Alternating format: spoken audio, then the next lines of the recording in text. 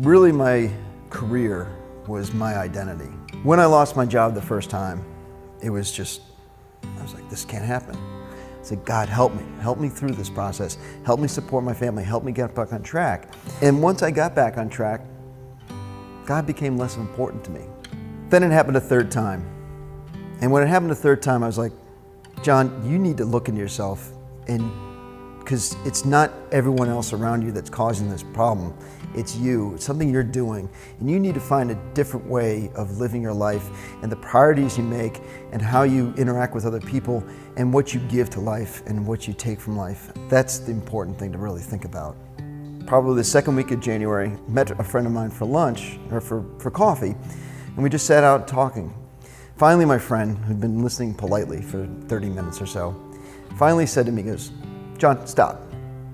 Do you want to hear the truth from me? I said, sure, that's why I asked you to get together.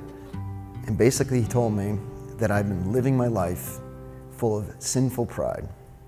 So when my friend told me that I was full of sinful pride, I did in fact go and accept basically his challenge at the time, which was really an invitation to read Mere Christianity.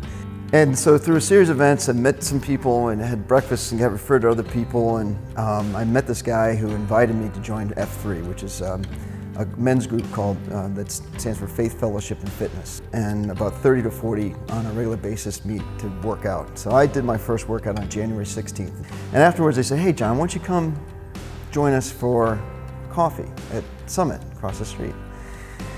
And I went upstairs, I had coffee with the guys, and they said, guys were hanging around, they said, hey guys, we've had this book club that we put on hold because of Christmas break. Why don't we get it started again? And I was like, yeah, sure, let's do it. Let's start next Tuesday. Anyone got any ideas for books? And they said, I got a great idea. Let's read Mere Christianity by C.S. Lewis.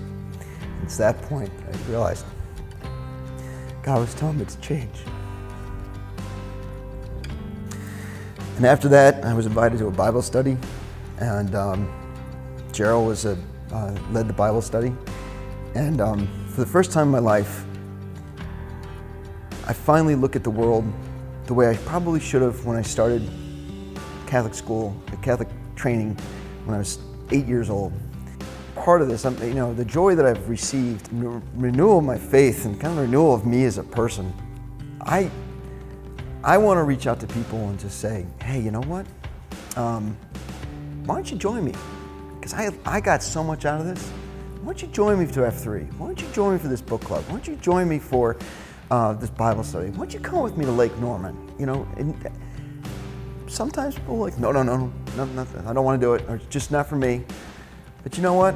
I've been really happy with how many people have said, I'd love to. When is it?